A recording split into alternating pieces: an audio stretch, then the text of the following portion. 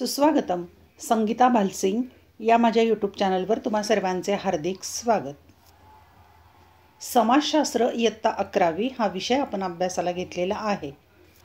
प्रकरण क्रमांक 3 आपण अभ्यासत आहोत. प्रकरणाचं नाव आहे समाजशास्त्रातील मूलभूत संकल्पना. या प्रकरणामध्ये एकूण 4 प्रमुख उपघटक आहेत. त्यातील 3 उपघटक आपण अभ्यासलेले आहेत. ते व्हिडिओ लेक्चर तुम्ही या चॅनलच्या प्लेलिस्टवर जाऊन पाहू शकता. आज आपण 4था उपघटक अभ्यासाला घेतला आहे, सामाजिक दर्जा, सामाजिक भूमिका, सामाजिक नियमने. या संदर्भात माहिती घेणार आहोत. चला तर पाहूया. सामाजिक दर्जा, सामाजिक भूमिका, सामाजिक नियमने, 3ऱ्या प्रकरणातील 4था आणि शेवटचा उपघटक. सविस्तर माहिती घेऊया आपण. प्रत्येक समाजामध्ये सामाजिक दर्जा म्हणजे स्टेटस, समाजामध्ये असलेला दर्जा, इंग्रजी शब्द तुमच्या लक्षात येईल. सामाजिक भूमिका म्हणजे तिथे काय कार्य करायचे, कृती करायची, काम करायचे. आणि सामाजिक नियमने, नियमने म्हणजे नियंत्रणे, नियम, या एकमेकांशी संबंधित संकल्पना असतात. म्हणजे या सगळ्या बाबी एकमेकांशी संबंधित आहे. समाजामध्ये दर्जा, समाजातली भूमिका आणि समाजातले नियमन. समाजातील प्रत्येक व्यक्तीचा विशिष्ट असा दर्जा असतो, स्टेटस असतं प्रत्येक व्यक्तीचं वेगवेगळं.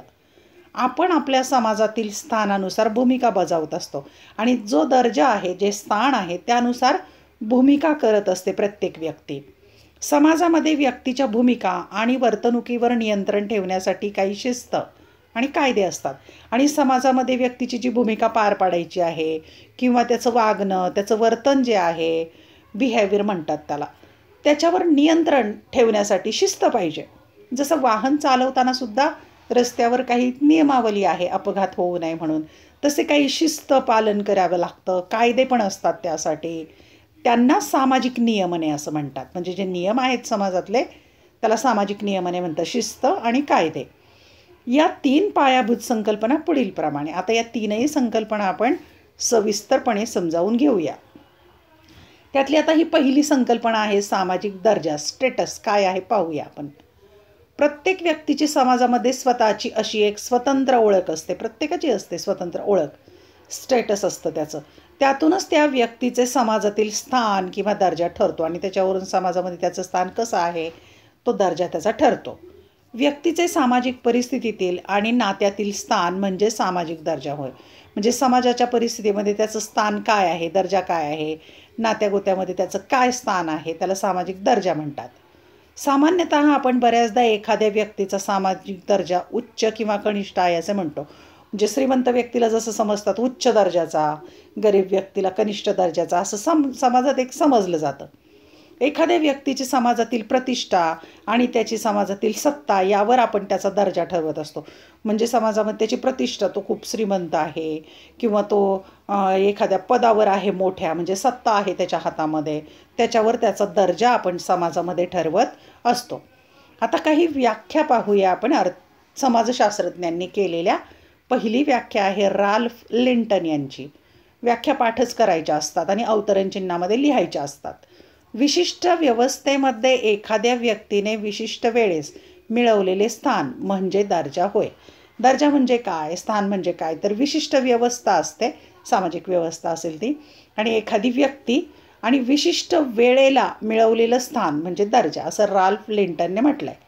दुसरी व्याख्या आहे ऑक्सफर्ड डिक्शनरीमधील. एखादी व्यक्ती, देश किंवा संस्था यांना ठरवून दिलेले अधिकार आणि जबाबदारी यानुसार त्यांचे केलेले अधिकृत वर्गीकरण म्हणजे दर्जा. म्हणजे एखादी व्यक्ती असेल किंवा देश असेल किंवा संस्था असेल, त्यांना एक अधिकार आणि जबाबदारी ठरवून दिलेली असते. आता अधिकार असतात तेव्हा जबाबदारी पण असते, दोन्ही गोष्टी असतात. आणि त्याचं अधिकृतरित्या वर्गीकरण केलेलं असतं, त्याला दर्जा असं म्हणतात. तिसरी व्याख्या आहे टॉलकॉट पार्सन्स यांची. दर्जा म्हणजे भूमिकेचा स्थानात्मक पैलू होय. ती व्यक्ती कोणती भूमिका त्या स्थानावर बजावते ती एक बाजू किंवा पैलू. म्हणजे दर्जा म्हणजे भूमिकेचा स्थानात्मक पैलू होय, विशिष्ट स्थानावर असलेला तो पैलू किंवा ती बाजू असं म्हणूया टॉलकॉट पार्सन्स यांच्या मते. वरील व्याख्यांवरून असे लक्षात येते की, आता या 2-3 व्याख्या अभ्यासल्या त्यावरून काय लक्षात येते की दर्जा ही तुलनात्मक संज्ञा आहे. म्हणजे तुलना करता येते, कुणाचा दर्जा जास्त कुणाचा कमी अशी तुलना करता येते. आपल्या समाजामध्ये एखादी व्यक्ती राष्ट्राचा राष्ट्रपती, विद्यापीठाचा कुलगुरू, जिल्हाधिकारी, बँक मॅनेजर, कामगार नेता, शिक्षक, पालक, सैनिक, विद्यार्थी, मुलगी इत्यादी दर्जा मिळवू शकतात. म्हणजे हे वेगवेगळे दर्जाचे प्रकार आहे. मग राष्ट्रपती असेल, शिक्षक असेल, विद्यार्थी असेल, मॅनेजर असेल, कामगार नेता असेल, असा दर्जा ते मिळवू शकतात. जरी असे असले तरी प्रत्येक ठिकाणी प्रत्येक व्यक्तीचा दर्जा बदलू शकतो. म्हणजे एकच दर्जा आहे तो कायम तो नसतो, तर स्थान, वेळ, परिस्थितीनुसार त्याचा दर्जा बदलू शकतो. प्रत्येक व्यक्तीचा दर्जा बदलू शकतो. त्याचं उदाहरण पहा आता. घरी पालक असलेली व्यक्ती शाळेत शिक्षक असू शकते. म्हणजे शिक्षक पालक पण आहे आणि शिक्षक पण आहे. शाळेमध्ये शिक्षक आहे, घरामध्ये पालक आहे. किंवा दुकानामध्ये ग्राहक म्हणून किंवा एखाद्या राष्ट्राची नागरिकसुद्धा असते. म्हणजे तो एक शिक्षक असेल, तो दुकानामध्ये गेला तर ग्राहक आहे, राष्ट्राचा नागरिक आहे, आपल्या मुलांचा पालक आहे. अशी प्रत्येकाची भूमिका वेगळी असते. प्रत्येकाचा दर्जा हा बदलता असतो वेळेनुसार, प्रसंगानुसार, स्थानानुसार. आता आपण दर्जाचे प्रकार पाहूया. मग आता कोणकोणते प्रकार आहेत त्याचे? राल्फ लिंटन यांनी दर्जाचे 2 प्रकार सांगितलेत. एक अर्पित दर्जा आणि दुसरा अर्जित दर्जा. हे 2 प्रकार सांगितलेले आहेत. ते सविस्तर माहिती घेऊया. फरक स्पष्ट करण्यासाठी येतो. अर्पित दर्जा आणि अर्जित दर्जा दोन्ही म्हणजे काय आहे ते सविस्तर समजावून घेऊ. पहिला आहे अर्पित दर्जा. हा दर्जा समाजाने व्यक्तीला दिलेला किंवा बहाल केलेला असतो. म्हणजे त्या व्यक्तीला समाजाने दिलेला आहे, त्याने मिळवलेलं नाही, समाजाने दिलेला आहे. सामान्यतः जन्माने हा दर्जा मिळतो. म्हणजे जन्मापासूनच हा दर्जा बहुधा मिळतो. हा वय, लिंग, नातेसंबंध, वंश इत्यादीवर आधारित असतो. म्हणजे वयानुसार जसं ज्येष्ठ व्यक्तीला दर्जा दिला जातो ज्येष्ठत्वाचा, अशा पद्धतीने. मग तो नातेसंबंध, वंश इत्यादीवर आधारित असतो. मुळात हे निर्धारक जीवशास्त्रीय असतात. म्हणजे जीवशास्त्रीयदृष्ट्या हे निर्धारण झालेले आहे. परंतु आपल्या संस्कृतीमध्ये सामाजिक अर्थाने ते अधिक महत्त्वपूर्ण आहेत. पण जर आपल्या संस्कृतीचा, भारतीय संस्कृतीचा विचार केला तर सामाजिक दृष्टीने हे अर्पित दर्जा महत्त्वपूर्ण आहे. म्हणजे समाजाने दिलेला असतो. दुसरा आहे अर्जित दर्जा. म्हणजे त्याने स्वतः मिळवलेला असतो. अर्जित दर्जा म्हणजे व्यक्ती स्वतःच्या प्रयत्नांनी समाजामध्ये जे स्थान मिळवते त्यास अर्जित दर्जा असं म्हणतात. म्हणजे संबंधित व्यक्ती स्वतः प्रयत्न करून समाजामध्ये आपलं स्थान मिळवते, त्याला अर्जित दर्जा असं म्हणतात. व्यक्ती स्वतःच्या विशेष कौशल्यांच्या आधारे स्थान किंवा दर्जा प्राप्त करते. त्याच्यामध्ये विशेष कौशल्य असतं म्हणून त्याला दर्जा प्राप्त होतो. उदाहरणार्थ पाहू, राजकीय नेते वगैरे असतात किंवा क्रीडा क्षेत्रात खेळाडू असतात, शिक्षण क्षेत्रात अधिकारी असतात किंवा उद्योगाच्या क्षेत्रामध्ये कारखानदार असतात, उद्योजक असतात. या सर्व सामाजिक क्षेत्रात हे दिसून येते. म्हणजे हे त्यांनी मिळवलेला असतो, कमावलेला असतो स्वकष्टाने, जन्मापासून मिळत नाही. त्याला म्हणायचं अर्जित दर्जा. समाजामध्ये प्रयत्न करून व्यक्ती ते स्थान मिळवते. आता पाहूया इथे फरक तुलनात्मक पाहूया. अर्पित दर्जा आणि अर्जित दर्जा. अर्पित दर्जा जन्मावर आधारित असतो आणि अर्जित दर्जा स्वतःच्या योग्यता किंवा प्रयत्नांनी मिळवतात.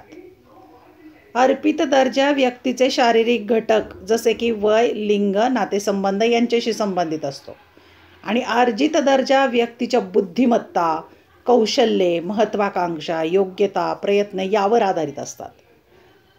अर्पित दर्जा गतिशीलतेचा अभाव, म्हणजे स्थितिशील असतो तो, यामध्ये गती क्षमता नाही आहे. पण अर्जित दर्जा मात्र अधिक गतिशील असतो. अर्पित दर्जा आधुनिक समाजामध्ये याला अधिक महत्त्व नाही. आजच्या काळामध्ये या दर्जाला काही फारसं महत्त्व नाही आहे, पण कमी अर्जितच्या मानाने. पण अर्जित दर्जा आधुनिक समाजामध्ये अधिक महत्त्वाचे मानले जातात की विशेष कौशल्याच्या आधारावर ज्यांनी समाजामध्ये स्थान मिळवलेलं आहे. उदाहरणार्थ घ्या, लता मंगेशकर घ्या किंवा सचिन तेंडुलकर घ्या किंवा या राजकीय व्यक्तिमत्व घ्या, त्यांनी प्रयत्नांनी समाजामध्ये ते स्थान मिळवलेलं आहे. दुसरा मुद्दा समजून घेऊया किंवा संकल्पना समजून घेऊया आपण. सामाजिक भूमिका. भूमिका म्हणजे काय? आता दर्जा समजला, आता भूमिका. दर्जाच्या कार्यात्मक पैलूला भूमिका असे म्हणतात. म्हणजे दर्जा मिळाला आहे पण त्या दर्जानुसार जे काम करायचं आहे, कार्य करायचं आहे, त्याला भूमिका असं म्हणतात. कार्यात्मक पैलू म्हणजे बाजू. हा दर्जाच्या कर्तव्याशी संबंधित आचरणाचा किंवा वर्तणुकीचा पैलू आहे. जो दर्जा मिळाला आहे त्यानुसार कोणतं कर्तव्य करावं लागतं किंवा आचरण करावं लागतं, वर्तणूक करावी लागते, ती भूमिका आहे. समाजातील व्यक्तींच्या स्थानानुसार जेव्हा ती व्यक्ती वर्तणूक करते तेव्हा त्यास भूमिका असे म्हटले जाते. आता समाजामध्ये त्याला स्थान मिळालेलं आहे संबंधित, त्यानुसार ते वर्तन करतात त्या व्यक्ती, त्याला भूमिका असं म्हणतात. त्यामुळे दर्जा आणि भूमिका एकमेकांना पूरक आहेत, एकमेकांना समर्पक आहेत, पूरक आहेत. त्या दर्जा आणि भूमिका एकाच नाण्याच्या दोन बाजू आहेत. एकाच नाण्याच्या दोन बाजू, दर्जा एका बाजूला, भूमिका दुसऱ्या बाजूला. आधी दर्जा मिळतो, अर्पित असतो किंवा अर्जित असतो, त्यानुसार त्याला भूमिका पार पाडावी लागते. एकाच नाण्याच्या दोन बाजू. आता आपण व्याख्या पाहूया. भूमिका, पहिली व्याख्या आहे राल्फ लिंटन. सामाजिक स्थानाचा गतिशील पैलू म्हणजे भूमिका. पहा, गतिशील म्हटलेलं आहे, स्थितिशील नाही. सामाजिक जे स्थान आहे ते गतिमान आहे, बदलतं आहे. दुसरी व्याख्या एली चिनॉय यांची. व्यक्तीच्या सामाजिक स्थानानुसार जी वर्तन प्रणाली अपेक्षित असते त्याला भूमिका म्हणतात. जे समाजामध्ये स्थान आहे, दर्जा आहे, त्याच्यानुसार भूमिका, वर्तन प्रणाली किंवा वर्तन करणं, आचरण करणं म्हणजे भूमिका, असं एली चिनॉयने म्हटलंय. तिसरी व्याख्या आहे ऑक्सफर्ड डिक्शनरीमधली. एखाद्या विशिष्ट परिस्थितीमध्ये व्यक्तीकडून अपेक्षित असलेले वर्तन म्हणजे त्या व्यक्तीची भूमिका होय. एखादी विशिष्ट परिस्थिती असेल, काळ, वेळी, प्रसंग, त्यानुसार अपेक्षित असतं की संबंधित व्यक्तीने तशा प्रकारचं वर्तन करावं, तसं वागावं, आचरण करावं, त्याला व्यक्तीची भूमिका असं म्हणतात. आता या भूमिकेशी संबंधित काही संकल्पना आहेत त्या पाहूया. पहिली संकल्पना आहे भूमिका वठवणे. एखाद्या ठराविक परिस्थितीमध्ये व्यक्ती जी भूमिका बजावते त्यास भूमिका वठवणे असं म्हणतात. की एखादी ठराविक परिस्थिती असेल विशिष्ट, त्या विशिष्ट परिस्थितीमध्ये त्या व्यक्तीचं वर्तन, ती भूमिका. 2. भूमिका संच. विविध भूमिकांचा समुच्चय म्हणजे भूमिका संच, म्हणजे गट. विविध भूमिकांचा समुच्चय, कारण एकच व्यक्ती अनेक भूमिका पार पाडते. उदाहरणार्थ, एखाद्या विद्यापीठातील प्राध्यापक काय काय कामं करतात, हे शिकवणे, संशोधन, सल्लागार, प्रशासन, प्रकाशक, परीक्षक, एक्झामिनिंग इत्यादी भूमिका निभावत असतो. भूमिकांचा संच आहे. एकच व्यक्ती अनेक भूमिका पार पाडते, त्याला भूमिका संच असं म्हणतात. पुढची संकल्पना आहे भूमिका तणाव. तणाव म्हणजे टेन्शन. एखादी भूमिका निभावताना अपेक्षित वर्तनाची पूर्तता करताना येणाऱ्या अडचणींमुळे निर्माण होणारा ताण म्हणजे भूमिका तणाव होय. आता इथे पहा, भूमिका तणावचं चित्र दाखवलं. आता ही आई फोनवर पण बोलते, बाळ पण सांभाळायचं आहे, किचनमध्ये काम पण करते आणि लॅपटॉपवर पण काहीतरी काम चालू आहे. म्हणजे पहा, हे नोकरी पण करते, बाळ पण सांभाळायचं, किचनमध्येही काम करायचं, एवढ्या भूमिका करायची. आई पण आहे, नोकरदार पण आहे, कोणाची मैत्रीण असेल, कोणाची काकी मामी आजी असेल, एवढ्या भूमिका आहेत तिच्याकडून अपेक्षित वर्तन आहे. पण तिला ते सगळं पार पाडताना ज्या ताण निर्माण होतो, अडचणी येतात, त्याला भूमिका तणाव, टेन्शन असं म्हणतात. चित्रावरून लक्षात येतं ते आपल्या. पुढची संकल्पना आहे भूमिका संघर्ष. संघर्ष, विशिष्ट परिस्थितीमध्ये व्यक्तीकडून अपेक्षित 2 किंवा अधिक भूमिकांच्या विसंगततेमुळे भूमिका संघर्ष निर्माण होतो. म्हणजे काय, विसंगत भूमिका अशा सगळ्या एकदम पार पाडणं शक्य नसतं. मग भूमिका पार पाडताना जो काही समस्या निर्माण, अडचणी येतात, संघर्ष निर्माण होतो, त्याला भूमिका संघर्ष म्हणतात. उदाहरण पाहू. एखादी नोकरी करणाऱ्या स्त्रीला घरातील तिची भूमिकाही सांभाळावी लागते. म्हणजे घरही सांभाळायचं आहे, नोकरीही सांभाळायची. आता जे चित्र पाहिलं ना, तोच प्रकार हा भूमिका संघर्ष होतो. 5. भूमिका निर्गमन. निर्गमन म्हणजे सोडून देणं, निघून जाणं अशा अर्थाने. हेलेन रोज यांच्या मते व्यक्तींच्या अस्मितेसाठी महत्त्वाची असणारी भूमिका जेव्हा व्यक्तीला सोडावी लागते, म्हणजे तिचा स्वाभिमान महत्त्वाचा आहे, पण तो सोडावा लागतोय, ती भूमिका तिथून सोडावी लागते, किंवा त्या भूमिकेतून बाहेर पडून एक नवीन भूमिका किंवा नवीन ओळख आत्मसात करावी लागते. म्हणजे एखादी भूमिका सोडवून दुसरी भूमिका आत्मसात करावी लागते, तेव्हा या प्रक्रियेला भूमिका निर्गमन असं म्हणतात. निर्गमन म्हणजे एक्झिट, की हे भूमिका निर्गमनाचं उदाहरण हे चित्रामध्ये बिकमिंग अँड एक्स हे पुस्तक आहे. निर्गमन म्हणजे एखादी भूमिका सोडून, पण ती स्वाभिमान जपणारी भूमिका असते, पण ती सोडावी लागते आणि दुसऱ्या भूमिकेत जावं लागतं. या प्रक्रियेला भूमिका निर्गमन असं म्हणतात. आता इथे तुम्हाला उपक्रम दिलेला आहे तिसरा या प्रकरणामधील. भूमिकेमधील संघर्ष व तणाव समजून घेण्याकरता वर्गात भूमिका निहाय म्हणजे रोल प्लेचे आयोजन करा. म्हणजे वेगवेगळ्या भूमिका निभावायच्या आहेत, रोल प्ले करायचा आहे. का तर संघर्ष आणि तणाव समजून घ्यायचा आहे. आता त्याचं उदाहरण पहा, कमवत्या स्त्रीला घरात व घराबाहेर विविध भूमिका कराव्या लागतात. मग एक कमावती स्त्री आहे, नोकरी करणारी, आणि तिला कोणकोणत्या वेगळ्या वेगळ्या भूमिका कराव्या लागतात. मग कसा संघर्ष होतो, टेन्शन निर्माण होतं, तणाव होतो, अशा प्रकारे रोल प्ले करायचा आहे. तिसरी संकल्पना आहे सामाजिक नियमने. नियम, नियंत्रण, कायदे अशा अर्थाने. कोणताही समाज किंवा सामाजिक समूह हा नियमनांशिवाय पूर्ण होऊ शकत नाही. पहा, मग प्राणी जरी असले तरी ते बकऱ्या चारायला जातात, ते सुद्धा काहीतरी नियमाने चारायला जातात. तर मग मानव आहे, मानवांचा समूह आहे, त्याला नियमन असतात, नियंत्रणं असतात, कायदे असतात, शिस्त असते, ते पालन करावं लागतं. नियमने ही मुख्यतः समाजातील लोकांच्या सामाजिक आंतरक्रिया सहज सोप्या व्हाव्यात यासाठी बनवलेली असतात. म्हणजे एकमेकांशी सहजपणे सोप्या पद्धतीने संघर्ष न होता त्यांची जीवन जगण्याची प्रक्रिया सुलभ व्हावी म्हणून अशा प्रकारे सामाजिक आंतरक्रिया निर्माण व्हाव्यात सहजपणे, म्हणून ही नियमने असतात. प्रत्येक ठिकाणी व्यक्तीचे आचरण कसे असावे यासाठी नियमने असतात. म्हणजे कुठं कसं वागायचं, मंदिरात गेल्यावर कसं वागायचं आणि चित्रपटगृहात गेल्यावर कसं वागायचं, याचे काहीतरी ही मार्गदर्शन करत असतात. ती सामान्यतः समूह वर्तणुकीचे मानक असतात. मानक म्हणजे एक क्रायटेरिया असतो की समूहामध्ये माणसाने कसं वागायचं. नियमने हा शब्द लोकरूढी, लोकनीती, चालीरीती, कायदे, प्रथा, परंपरा इत्यादीसाठी वापरला जातो. हे वाक्य महत्त्वाचं आहे. नियमने म्हणजे काय, तर त्या लोकरूढी म्हणजे परंपरेने चालत आलेले असतात, लोकनीती, चालीरीती, नंतर कायदे, प्रथा, परंपरा इत्यादी गोष्टी ज्या असतात त्या नियमने या अंतर्गत येतात. नियमने समाजातील अनुचलनाशी संबंधित असतात. म्हणजे समाजामधलं चलनवलन, देवाणघेवाण, दळणवळण, सहसंबंध, आंतरसंबंध याच्याशी संबंधित असतात. अनुचलनामुळे समाजामध्ये स्थिरता, शांतता, व्यवस्था निर्माण होते आणि हे नियम असतात त्यामुळेच समाज स्थिर राहतो, स्थैर्य राहतो. समाजामध्ये लोकांचं वागणं नियंत्रित राहतं, शांतता निर्माण होते, व्यवस्था निर्माण होते. मुळात समाज ही एक नियमनात्मक व्यवस्था आहे आणि समाज म्हणजेच नियमावलीच आहे. एक तशी व्यवस्था आहे समाजामध्ये. जर असे नियम नसतील तर कोणी कसंही वागेल आणि मग बेशिस्त निर्माण होईल, एकमेकांचा त्रास एकमेकांना होईल. आता व्याख्या पाहूया आपण सामाजिक नियमनाची. पहिली व्याख्या आहे शेरीफ आणि शेरीफची. प्रमाणित सामान्यीकरणाशी संबंधित ज्या वर्तणुकीच्या पद्धती असतात त्या सामाजिक नियमने म्हणतात. म्हणजे सामान्यीकरण सगळ्यांनी स्वीकारलेल्या असतात, त्या प्रमाणित स्टँडर्ड असतात. अशा वर्तणुकीच्या पद्धती, समाजामध्ये कसं वागायचं, अशा सर्वसामान्यांनी मान्य केलेल्या, स्वीकारलेल्या, प्रमाणित केलेल्या अशा नियमावली असतात, त्याला सामाजिक नियमने म्हणतात. दुसरी व्याख्या आहे हॅरी जॉन्सन.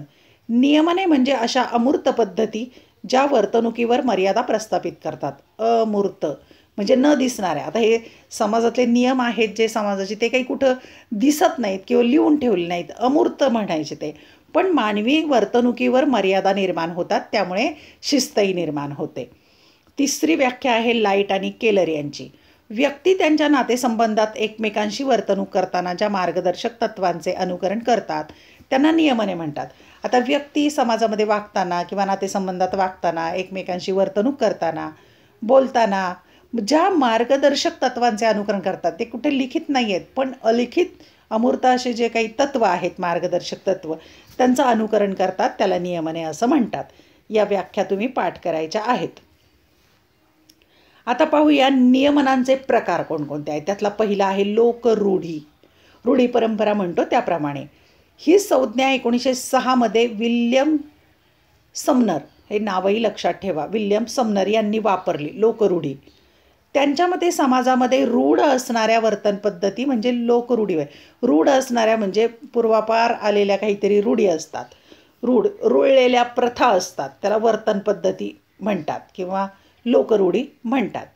उदाहरणार्थ काय, जेवणाच्या पद्धती. आता जेवणाच्या पद्धती कशा आहेत पहा, जसे की फक्त हाताच्या बोटांचा वापर करून जेवणे. आता काही भागामध्ये फक्त हाताच्या बोटांचा वापर करून जेवतात, तर काही पूर्ण मूठमध्ये, दक्षिणात्य भागात ते तसं आहे की पूर्ण मूठ भरून भात घेतात आणि मुठीने जेवतात ते. आणखी काय काय उदाहरण आहे, चॉपस्टिकचा वापर करून, म्हणजे काटे, चमचे, ते स्टिक असतात ते चिनी लोक खातात ना, ते दोन लाकडी काड्या असतात त्याच्या सहाय्याने ते मॅगी वगैरे खातात. म्हणजे चॉपस्टिकचा वापर करून जेवणे, काटा चमचा किंवा चमचा वापरून जेवणे, साडी परिधान करण्याच्या पद्धती पहा वेगवेगळ्या भागामध्ये. भारताचं उदाहरण घेतलं तर वेगवेगळ्या भागामध्ये वेगवेगळ्या पद्धतीची साडी नेसली जाते. याला म्हणायचं लोकरूढीची ही उदाहरणं लक्षात ठेवा म्हणजे समजेल. याला लोकरूढी असं म्हणतात. दुसरा प्रकार आहे लोकनीती. विल्यम समनर यांच्या मते समाजहिताच्या दृष्टीने समाजात दृढ म्हणजे घट्ट झालेले व पूर्वापार चालत आलेले रीतिरिवाज म्हणजे लोकनीती होय. म्हणजे पूर्वीपासून आलेले रीतिरिवाज असतात. असं म्हणतात लोक, आमच्या घराण्याची अशी रीत आहे, आमच्या घराण्यात असा रिवाज आहे. म्हणजे पिढ्यानपिढ्या चालत आलेले घट्ट समाजात रुतलेले असतात असे रिवाज. लोकनीतीच्या मार्फत व्यक्तीवर कडक निर्बंध लादले जातात. मग कडक निर्बंध असतात, त्या व्यक्ती ते पालन करतात. लोकनीती या लोकरूढींपेक्षा अधिक कडक असतात. म्हणजे लोकरूढीपेक्षा लोकनीती कडक आहेत, हे लक्षात घ्या.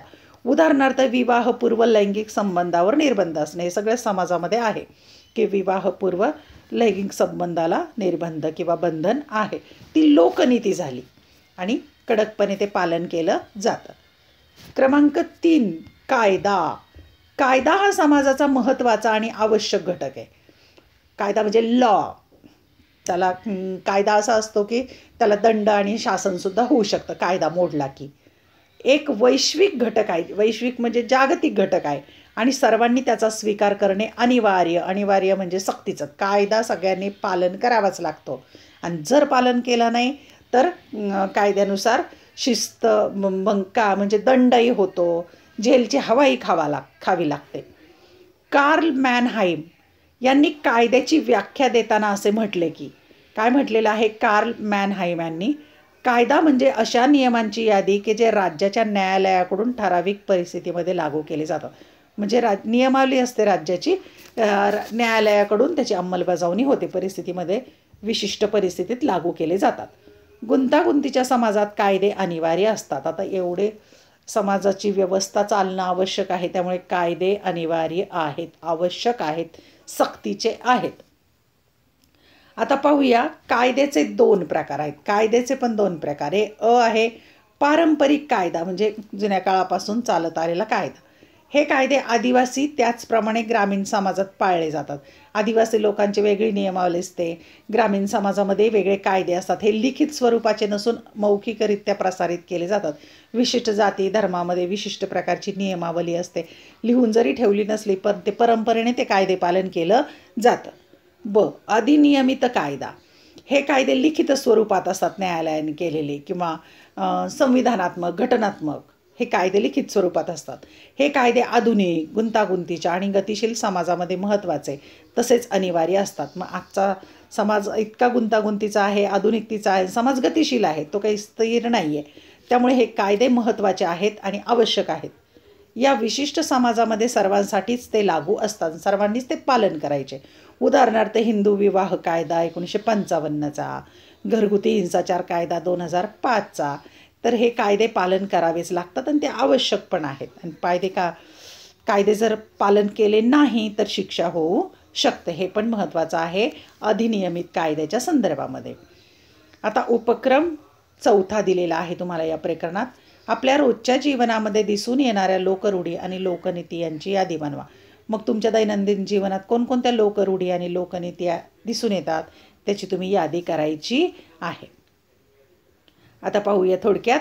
या पाठात समाज, समुदाय, समूह, दर्जा, भूमिका, सामाजिक मूल्य आणि नियमने अशा मूलभूत समाजशास्त्रीय संकल्पना आपण अभ्यासल्या. या सगळ्या संकल्पना आपण अभ्यासलेल्या आहेत. ते व्हिडिओ लेक्चर या चॅनलच्या प्लेलिस्टवर जाऊन पहा. या मूलभूत संकल्पना स्पष्ट झाल्यामुळे आता पुढील पाठातील सामाजिक संस्थांच्या महत्त्वाचे आकलन होण्यात निश्चितच मदत होईल.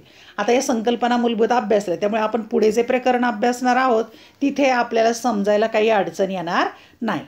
आता सारांश रूपाने प्रकरणाचा आढावा घेऊया. सारांश. समाजशास्त्राचा नव्याने अभ्यास करणाऱ्यांसाठी समाजशास्त्राच्या पायाभूत संकल्पना समजून घेणे अगदी महत्त्वाचे आहे. कारण समाजशास्त्र 11वीला तुम्हाला नवीन आहे, पण मग मूलभूत संकल्पना समजून घ्या म्हणजे पुढच्या गोष्टी सगळ्या समजतात.